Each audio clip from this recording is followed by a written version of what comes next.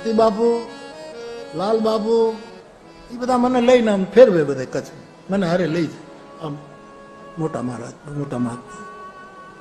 અને વિકેભાઈ પટેલ ફિયાટ ગાડી ચલાવે. અને ઓચિંતા ચા પીવાની ઈચ્છા થઈ અને થયું કાલો માંડવી જઈએ શક્તિદાન બાપુના આશ્રમ, નારાયણ સ્વામી. બપોરના 2 વાગેલા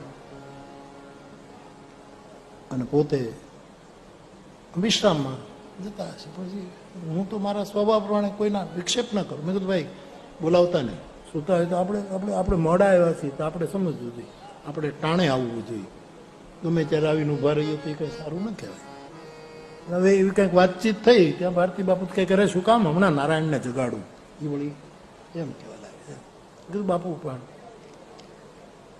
એમાં એ સાંભળી ગયા. અને પછી તો કોઈ કે જઈને પણ કીધું કે ચપલેશ્વર મહાદેવ, ચપલેશ્વર ને ચપલેશ્વર મહાદેવની આ ઘટના ત્યાં કે કીધું કે નારાયણ આ બધા આવ્યા છે.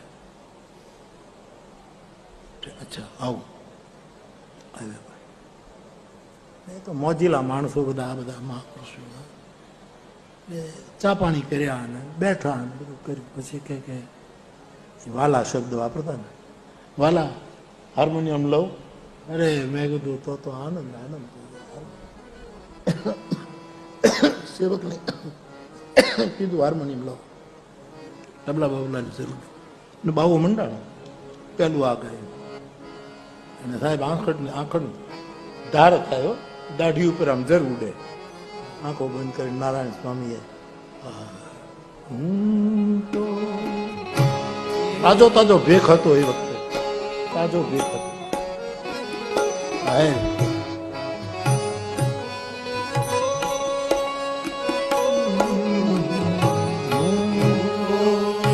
એક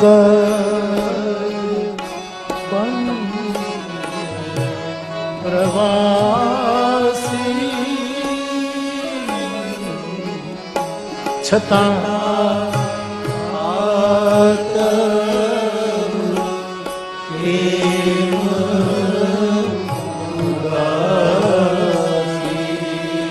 અમે 4-5 સાધુડા બેઠા હતા અને એને બપોરના 2 વાગે બહુ સરસ ગાયું. પછી નિરંજનભાઈ પણ બહુ સરસ, બધા બહુ સરસ ગાય, બધા પોતપોતાની રીતે ગાય. કેવી ગાયકી વિકસી ત્યાં, આમ કમળની એક પાંખડી ખુલતી જાય આ સંગીત વિધા. હું આ બાવો બહુ રાજી થાય. પછી કે આપણે કઈ આગ્રહ તો કરીએ જ નહીં ને, બપોરે કાંઈ પછી થોડી કઈ સંતવાણી હોય 3 અને પછી બધાને રોડ આવ્યો નાનબાબુ શામ વિના વ્રજ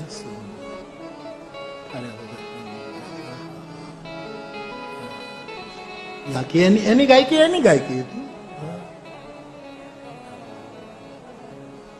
ઓ હા, અમે તો અમારી રીતે ગાઈ છે એ આખો જુદી વાત. થારો બાપો કચ્છનો એક પાકેલો કવિ થારો. ઓ ધાવજી हमको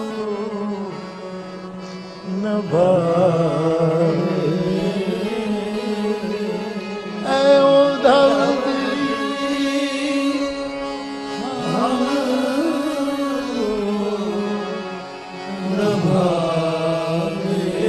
આપણે કાઠિયાવાડમાં આપણો આ એક શબ્દ જેનામાં પ્રેમની તીવ્રતા હોય ને તો એના માટે એને શબ્દોમાં તો પણ એ પછી એમ જ કહે કે હવે કઈ ભાવતું નથી.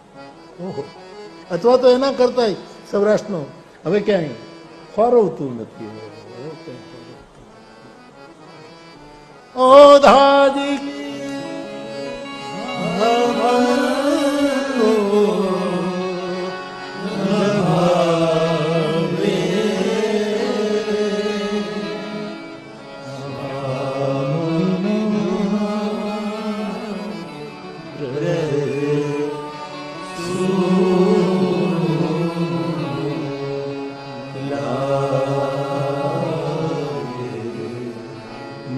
दिन भर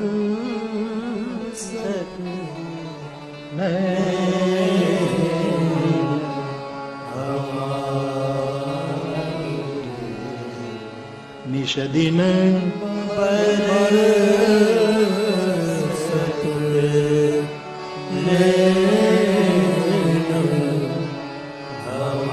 યોગેશ્વર કૃષ્ણ દિવ્ય બુદ્ધિ આપણને આપે છે ને યોગીશ્વર યોગીઓનો ઈશ્વર ભગવાન શિવ એ બુદ્ધિને પ્રેરિત કરે છે. બુદ્ધિ પ્રેરક શિવ